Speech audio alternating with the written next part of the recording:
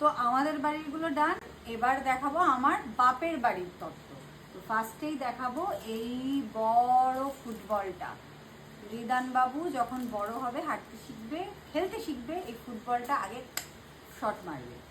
Next, খোকা বাবু যায়, লাল জামা গায়, আর তার সাথে লাল জুতো পায়। এটা তো মনে হচ্ছে মোটামুটি 3 বছর হলে তারপরে 3 বছর, ওটা 8-10 বছর হলে আগাম দিয়ে দিয়েছে দিদা।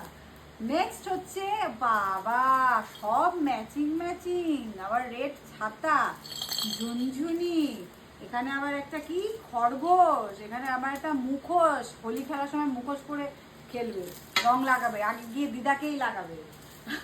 আর তারপরে রয়েছে এই যে বেবি কেয়ার কিটটা, যা যা লাগে টুকিটাকি, ডেটল, সোপ, ক্রিম, পাউডার, এইগুলো।